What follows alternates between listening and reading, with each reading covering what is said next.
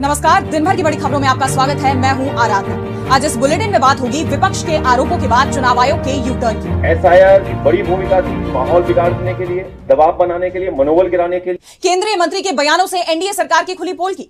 देखेंगे बजट पर मोदी सरकार को घेरने की क्या है विपक्ष की तैयारी, कैसे रिटायरमेंट के लिए भागवत ने मोदी पर बढ़ाया दबाव। कार्यकर्ताओं को कहा हो गया भाई। जानेंगे अब किस विवाद में फंसे असम के सीएम हेमंता।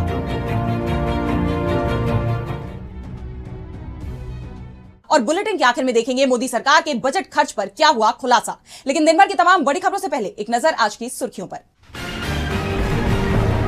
9 फरवरी को आएंगे महाराष्ट्र जिला परिषद और पंचायत समिति चुनाव के नतीजे। 12 जिलों की 125 समितियों के लिए हुई वोटिंग की होगी मतगणना। सुबह 10 बजे से शुरू होगी गिनती।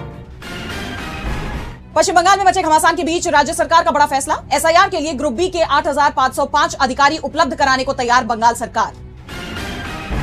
शिवसेना यूबीटी सांसद संजय राउत का बड़ा दावा। कहा शिवसेना यूबीटी और मनसे के दबाव में बीजेपी ने ऋतु तावड़े को मुंबई का मेयर चुना। केरल के सीएम विजयन ने केंद्र सरकार पर साधा निशाना। कहा धान उत्पादन को बोझ बताना किसान और केरल विरोधी सोच। गूगल की चेतावनी, 100 करोड़ से ज्यादा फोन हो सकते हैं हैक। एंड्रॉइड 12 और उससे पुराने वर्जन के फोन गूगल सिक्योरिटी पैच से हुए बाहर। ये तो थी सुर्खी। अब बात आज की सबसे बड़ी खबर की। उत्तर प्रदेश में मतदाता सूची को लेकर सियासी घमासान छिड़ा हुआ है। सपा प्रमुख अखिलेश यादव लगातार चुनाव आयोग और बीजेपी पर हमलावर हैं। इसी कड़ी में एक बार फिर उन्होंने एसआईआर प्रक्रिया पर सवाल उठाए हैं और अब चुनाव आयोग भी विपक्ष के दबाव में नजर आ रहा है।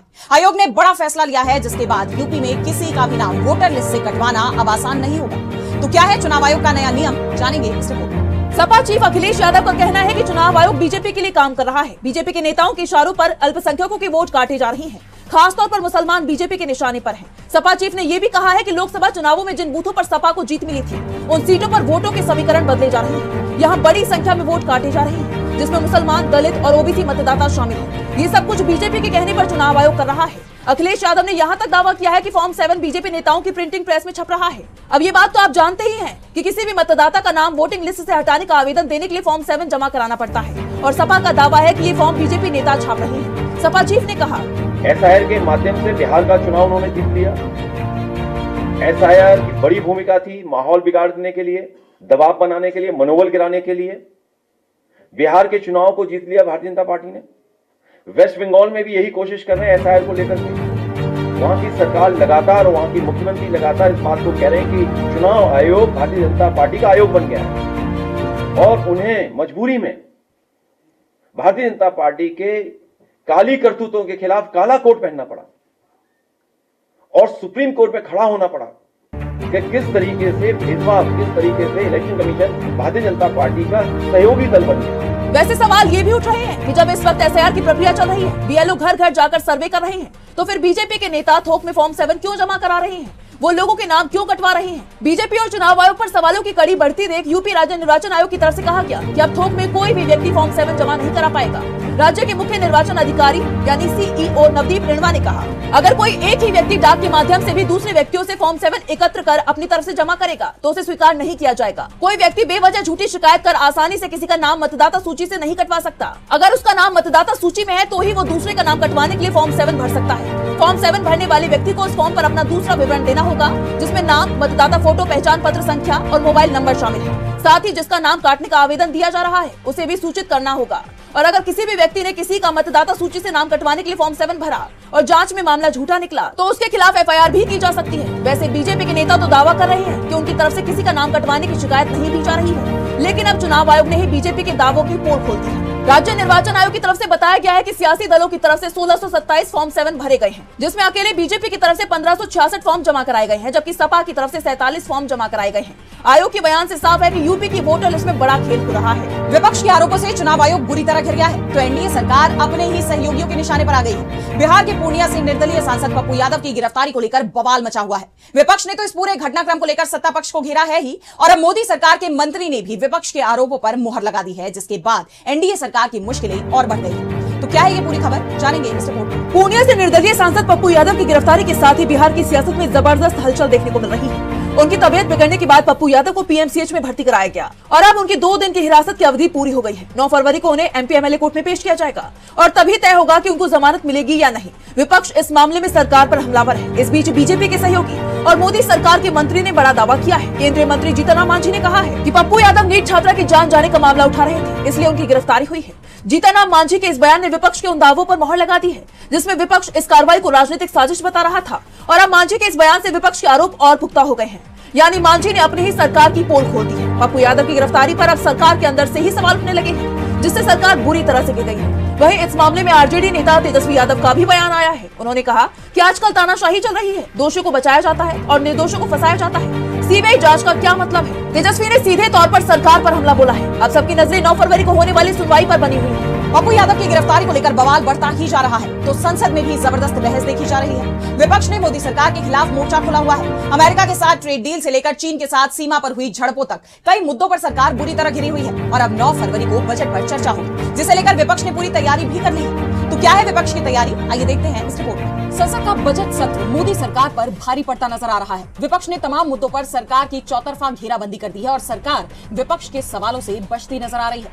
लेकिन अब उसकी मुश्किलें और बढ़ती दिखाई दे रही हैं, क्योंकि 9 फरवरी से सरकार की तरफ से इस साल के लिए पेश बजट पर चर्चा शुरू हो रही है। 1 फरवरी को वित्त मंत्री निर्मला सीतारमण ने 53,000 करोड़ रुपए से ज्यादा का बजट पेश किया था और कई ऐसे प्रावधानों का जिक्र किया था जिससे देश के विकास में तेजी आएगी।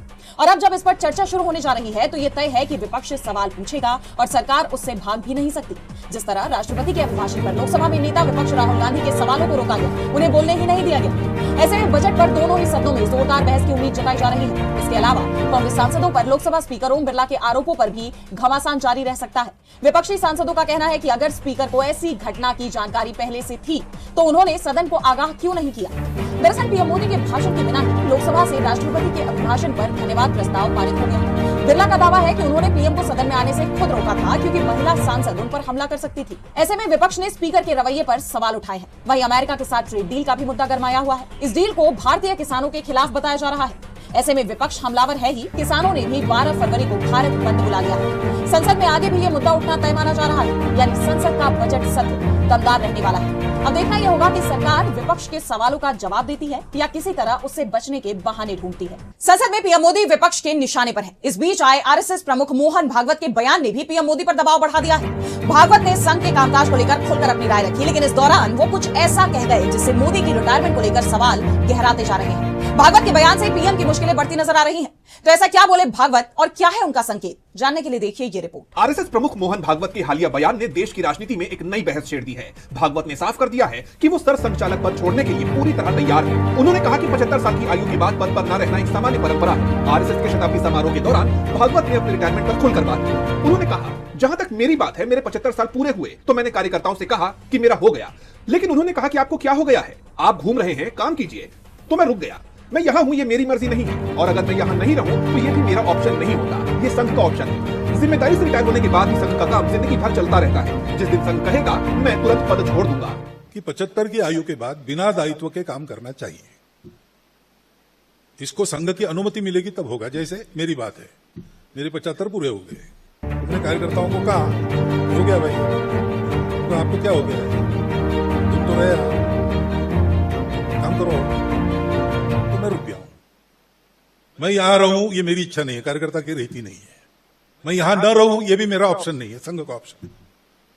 तो संघ जब कहेगा तब दायित्व से निवृत्ति, कार्य से निवृत्ति नहीं, दायित्व से निवृत्त होने के बाद भी संघ का काम तो मित्रता जोड़ना, अपने उदाहरण से सिखाना होने के कारण जीवन भर काम चलते रहता है।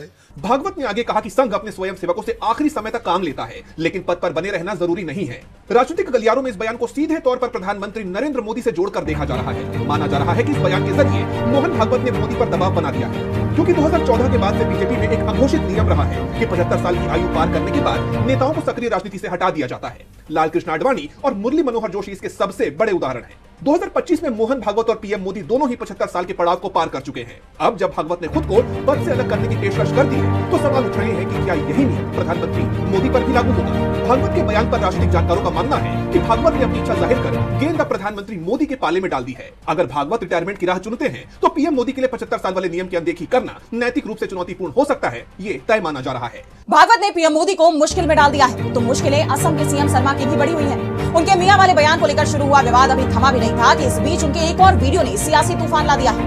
वीडियो में अल्पसंख्यक समुदाय को सरेआम टारगेट किया गया है, जिस पर विपक्ष ने सरकार की घेराबंदी कर दी।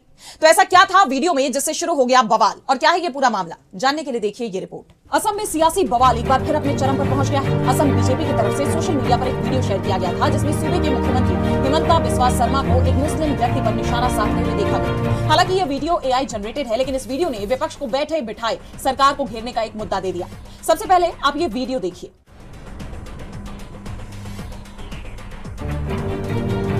वीडियो में सीएम हिमंता अल्पसंख्यक समुदाय पर निशाना लगाते हुए नजर आ रहे हैं। वहीं ये वीडियो सामने आने के बाद बवाल मच गया। विवाद बढ़ता देख इस